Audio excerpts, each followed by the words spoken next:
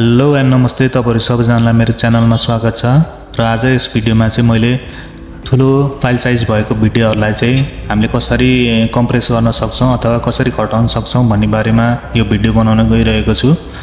हामीले अब क्यामेराले होस् अथवा हाम्रो आफ्नै फोनले भिडियोहरु खिचिरहेका हुन्छौं र ती भिडियोहरु अब लामो भएको कारणले गर्दा होस् अथवा त्यो भिडियोको क्वालिटी राम्रो भएको कारणले गर्दाखेरि त्यसको फाइल साइज चाहिँ 2 GB 3 GB सम्म पुग्ने गरिरहेको हुन्छ र अब त्यत्रो ठुलो 2 GB 3 GB फाइल साइज भएको भिडियो अब सोशल मिडियामा अपलोड गर्नु पर्यो भने धेरै टाइम लाग्ने भएको कारणले गर्दाखेरि त्यसको फाइल साइज चाहिँ हामीले कसरी घटाउन सक्छौं भन्ने बारेमा यो भिडियो बनाउन गइरहेको छु। अब भिडियोको फाइल साइज घटाउनको लागि चाहिँ हामीलाई एउटा भिडियो एडिटिङ सफ्टवेयरको आवश्यकता पर्दछ। अब हजुरहरुले जुनसुकै भिडियो एडिटिङ सफ्टवेयर युज गर्दा नि हुन्छ, तर मैले चाहिँ यस भिडियोमा चाहिँ यो क्यापकट प्रयोग गरेर देखाउन गइरहेको छु। यो क्यापकट भन्ने एउटा भिडियो एडिटिङ सफ्टवेयर हामीसँग रहेको छ र यो क्यापकट चाहिँ हामीले सित्तैमा अब गुगलबाट डाउनलोड गर्न पनि मिल्ने भयो र युज गर्न पनि धेरै सजिलो छ। र हजुरहरुसँग यो क्यापकट छैन भने हामीले गुगलबाट सजिलै क्यापकट डाउनलोड गर्न सक्दछौं। यसरी download CapCut for desktop type हानेर हामीले थिचिसकेपछि यसरी हाम्रो स्क्रिन खुल्दछ र हामीले यो सुरुको अप्सन लाई सिलेक्ट गर्नुपर्ने हुन्छ, क्लिक गर्नुपर्ने हुन्छ र यसरी हामीले सिलेक्ट गरिसकेपछि हाम्रो स्क्रिन यसरी खुल्दछ र हामीले यहाँ हेर्न सक्दछौं क्यापकट डाउनलोड गर्नलाई फ्री छ। यहाँ डाउनलोड फर फ्री भन्ने अप्सन छ र हामीले डाउनलोड गर्नलाई यही अप्सनमा थिचे मात्र पुग्छ। तर अब मैले चाहिँ यसमा डाउनलोड गर्न लागिन किनभने मसँग अलरेडी क्यापकट कम्प्युटरमा छ र अब हामी क्यापकट खोल्नतिर लागौं।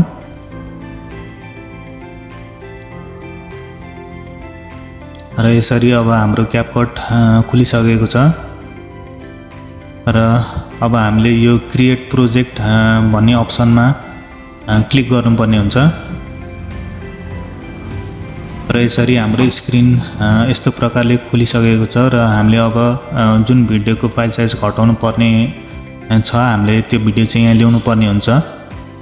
त्यसको लागि चाहिँ हामीले यो इम्पोर्ट भन्ने अप्सन रहेको छ, यसमा क्लिक गर्नुपर्ने हुन्छ र अब मैले यो एउटा भिडियो छानेको छु। यसको अब पहिला साइज हेरौं। साइज हेर्नको लागि अब हामीले यो प्रपर्टिज हेर्छौं। यसको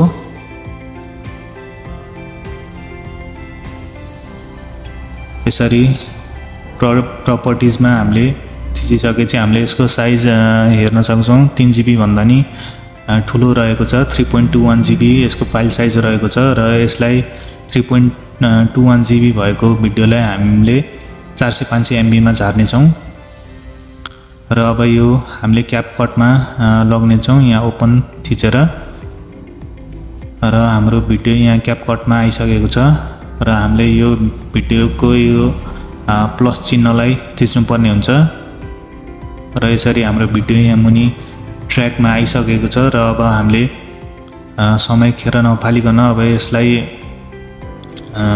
यसको साइज घटाउनतिर लाग्ने छौं र साइज घटाउनको लागि हामीले मात्र यो एक्सपोर्ट भन्ने अप्सनमा थिचे पुग्छ र यसरी एक्सपोर्ट थिचिसकेपछि हामीले अब ख्याल गर्नुपर्ने कुरा चाहिँ यो रेजोल्युसन हो। हामीले सबभन्दा सानो साइज बनाउनको लागि चाहिँ 480 पिक्सलमा हामीले यो सेटिङ राख्नुपर्ने हुन्छ। हामीले यो तलको 720 pixel 1080 pixel 2K 4K select नगरिकन 480 पिक्सल छान्यो भने चाहिँ सबभन्दा सानो साइजमा हाम्रो भिडियो डाउनलोड भएर निस्किने छ। 720 पिक्सल सम्म चाहिँ हामीले अब सानो साइज को भिडियो पाउँछौं, तर त्यो भन्दा तलको अप्सनहरु हामीले सिलेक्ट गर्यौं भने चाहिँ भिडियोको फाइल साइज फेरि ठुलो हुन जान्छ र यसरी हामीले हाम्रो रेजोल्युसन चाहिँ 480 पिक्सलमै राखेका छौँ र अब केही नगरिकन यसरी एक्सपोर्ट अप्सन थिचेर हामीले भिडियो हाम्रो कम्प्युटरमा डाउनलोड गर्न सक्दछौँ र यसरी हाम्रो डाउनलोड पनि सुरु भइसकेको छ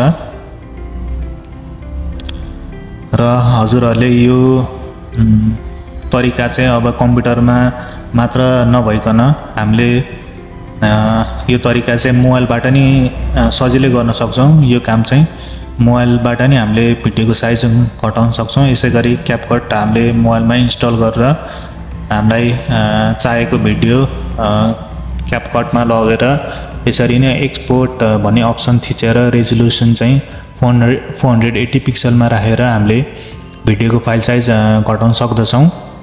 र हजुरहरूले अब यो भिडियोमा केही एडिट गर्नुपर्छ भने यो एक्सपोर्ट थिच्नुभन्दा अगाडि हजुरहरूले एडिट गर्न पनि सक्नुहुन्छ। तर मैले चाहिँ अब यसमा फाइल साइज मात्र घटाउने तरिका बताउँछु भनेको कारणले गर्दाखेरि यसमा मैले अब एडिट गर्नतिर चाहिँ लागिनँ, नत्र यो क्यापकट प्रयोग गर्न चाहिँ निकै नै सजिलो पनि रहेको छ। र यसरी हाम्रो डाउनलोड कम्प्लिट भइसकेको छ र अब हामीले डाउनलोड भइसकेको भिडियो हेर्नलाई चाहिँ यो ओपन फोल्डर भन्ने अप्सनमा हामीले क्लिक गर्न गइरहेका छौँ र हाम्रो यस्तो खालको स्क्रिन खुलिसकेको छ। हाम्रो कम्प्रेस गर्नुभन्दा अगाडिको भिडियो चाहिँ 3.21 GB फाइल साइज भएको थियो भने अब हामीले डाउनलोड गरिसकेपछि चाहिँ त्यो भिडियोको साइज चाहिँ हामीले हेर्न सक्दछौँ। यसरी जम्मा 465 MB मात्र रहेको छ। यसरी हामीले हाम्रो भिडियोको फाइल साइज निकै नै कम गरिसकेका छौँ र हामीले 465 MB अब कतै सोसल मिडियामा अथवा कतै अपलोड गर्नु पर्यो भने धेरै टाइम लाग्दैन। 465 MB अपलोड हुनलाई चाहिँ अब 3 GB 2 GB फाइल अपलोड हुनलाई चाहिँ निकै टाइम लाग्छ र यति नै रहेको छ हाम्रो भिडियोको फाइल साइज घटाउने तरिका चाहिँ। हजुरहरूले पनि यो एकचोटि ट्राई गरेर हेर्न सक्नुहुन्छ र हजुरहरूलाई मेरो भिडियोहरू कस्तो लागिरहेको छ कमेन्ट गरिदिनु होला र मेरो भिडियोहरूलाई लाइक गरिदिनु होला र च्यानललाई सब्स्क्राइब गर्न नबिर्सिदिनु होला। र यति भन्दै मैले मेरो भिडियो आज यहीँ टुङ्ग्याएको छु। धन्यवाद।